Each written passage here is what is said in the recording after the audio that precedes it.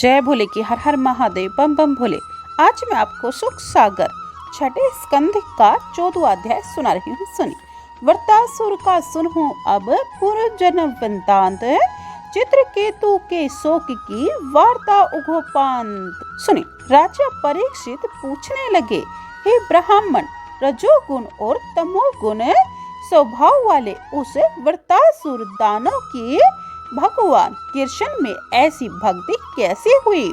देवताओं की भी प्राय मुकुंद भगवान के चरणारविंदों में ऐसी दृढ़ भक्ति नहीं होती। इस संसार में जीव अनंत है, उसके बीच में कुछ एक ही धर्म कहते हैं। उनमें से कोई कोई मोक्ष के इच्छुक होते हैं और उनमें से भी कोई एक संग से मुक्त हो पाते हैं। उनमें भी दुर्लभ वह है जो नारायण में ही केवल भक्ति करता रहे। इस प्रकार होने पर भी पापी वृत्तासुर की कृष्ण भगवान में दृढ़ बुद्धि कैसे हुई? हे ब्राह्मण, इस विषय में मेरे मन में जो संदेह है उसे आप दूर करने की कृपा कीजिए। सूत जी बोले। राजा के वचन को सुनकर सुखदेव जी कहने लगे, हे राजन, व्यास देव का नारद जी के मुंह से इस विषय में जिस इतिहास को मैंने सुना है उसको आप सुनिए। सूरसेन देशों में कोई एक चित्रकेतु नाम का राजा था जो कि चक्रवर्ती था। उसके एक सहस्त्र स्त्रियां थी, किंतु संतान एक से भी न हुई। रूप, उदारता, ऐश्वर्य आदि गुणों से युक्त होते हुए भी बंध्या स्त्री के पति राजा को बड़ी भारी चिंता हुई। उस राजा का न तो स्त्रियों में ही मन लगता था और न संपत्ति से ही प्रसन्न होता था। एक दिन उसके घर अंगिरा नाम के महर्षि आए। राजा ने उसकी विधिवत पूजा की और उसको प्रणाम करके उसके समीप बैठ गए।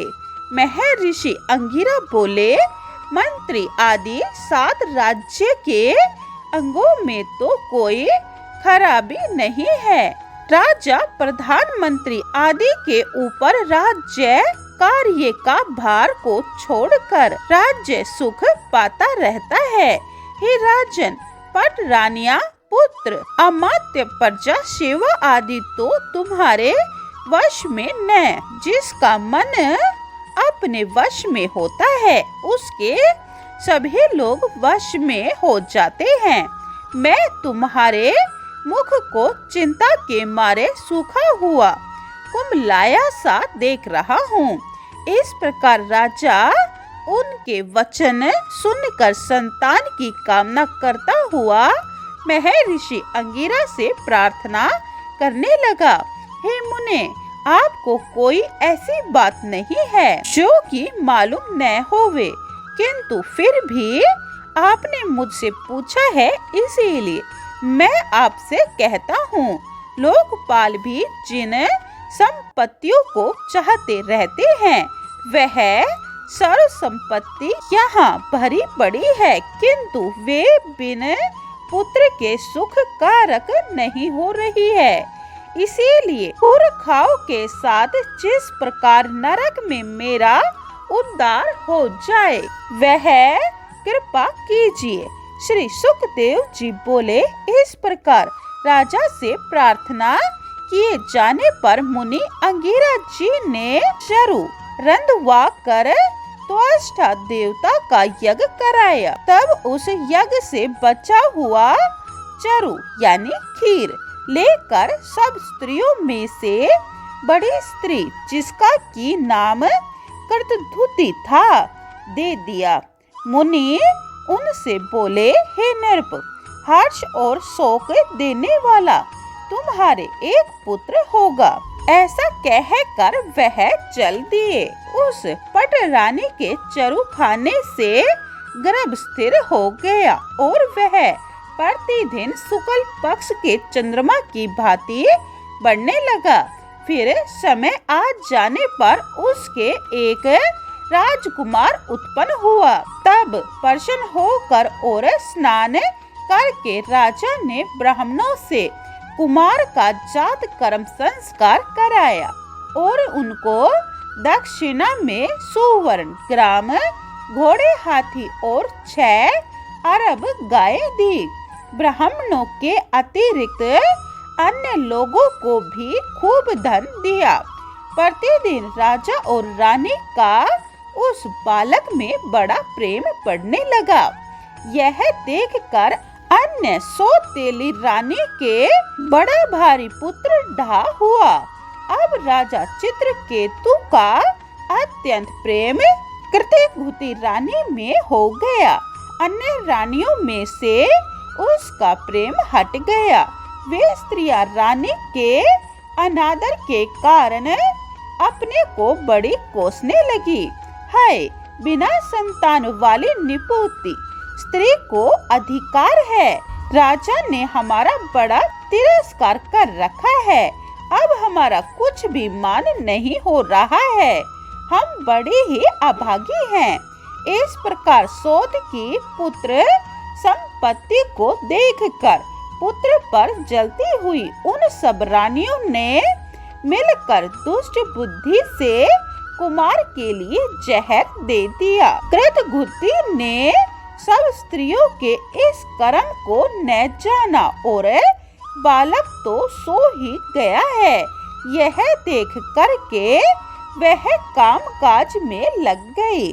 जब बालक बहुत देर तक सोते से न उठा तब राजकुमार के लाने के लिए धाय को भेजा। यह धाय उस कुमार के पास जाकर फटी हुई आंखों वाले उस पुत्र को मरा हुआ देखकर हाय, हम मर गए, इस तरह बड़े ऊंचे स्वर से रोने चिल्लाने लगी और धरती पर पछाड़ खाकर गिर गई। रानी ने उसका रोना सुनकर जल्दी से वहां आकर पुत्र को देखा। शोक के मारे रानी के केस एकदम खुल गए और वह भी रोने लगी। उस रनिवास में नर और नारी सभी बहुत रोने लगे और अन्य सब पत्नियां भी कपट से दुख भरे स्वर से रोने लगी। राजा पुत्र को मरा सुनकर स्नेह भरे हुए हृदय वाला पग पग गिरता पड़ता हुआ वहां आया और कुमार के चरणों में पड़कर शोक के कारण आए हुए आंसुओं से रुके हुए कंठ वाला लंबी लंबी सांस लेता हुआ कुछ कह न सका। तब फिर कृतघुति शोक से व्याप्त हुए पति और मरे हुए पुत्र को देखकर केशों को बखेर कर हाथ से छाती और सिर धुनती हुई टिटहरी की भांति करुणा भरी आवाज से अनेक प्रकार के विलाप करने लगी।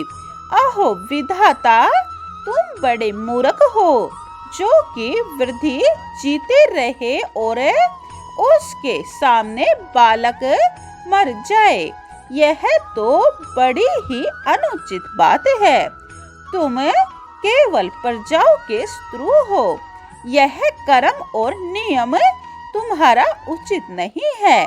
तुमको ऐसा ही करना था तो पहले ही क्यों नहीं हमारा प्रेम पास तोड़ डाला। उस स्नेह के टूट जाने पर इस प्रकार दुख को देखकर कोई भी पुत्र आदि का स्नेह तो न करता। हे पुत्र, मुझ गरीबनी को तुम त्यागने योग्य नहीं हो। शोक से व्याकुल हुए अपने पिता की तरफ थोड़ा देखो। निर्दयी यमराज से ले जाए गए क्या तुम अब न लौटोगे? हे बेटा, उठो उठो, यह तुम्हारे संग के बराबर के बालक तुमको तुमको खेलने बुला रहे हैं। हे बेटा, तुमको भूख लग रही होगी, अब तुम मेरे स्तनों से दूध पी लो। अपने इन लोगों के दुख और शोक को दूर करो। हे बेटा, मैं तुम्हारे हंसते हुए मुख को नहीं देख रही हूँ और मैं तुम्हारी प्रिय वाणी ही सुन रही हूँ। क्या तुम अब ऐसे चल दिए हो कि जैसे अब तुम्हारा फिर आना ही नहीं होगा। श्री सुखदेव जी बोले, इस तरह विलाप करते हुई स्त्री के साथ राजा चित्रकेतु भी खूब रोने लगा। राजा रानी के इस तरह रोने पर सब मनुष्य स्त्री रोने लगे। इस वृत्तांत को जानकर नारद जी के साथ अंगिरा महर्षि वहां आए। 14वां अध्याय समाप्तम। जय भोले की 15वां अध्याय यह है, आप दूसरी वीडियो में सुने। बोलिए ओम नमः भगवते वासुदेवाय। अगर आपको सुख सागर पूरी सुननी है तो यह चैनल सब्सक्राइब कर ले और कमेंट में जय भोले के लिखे। जय भोले।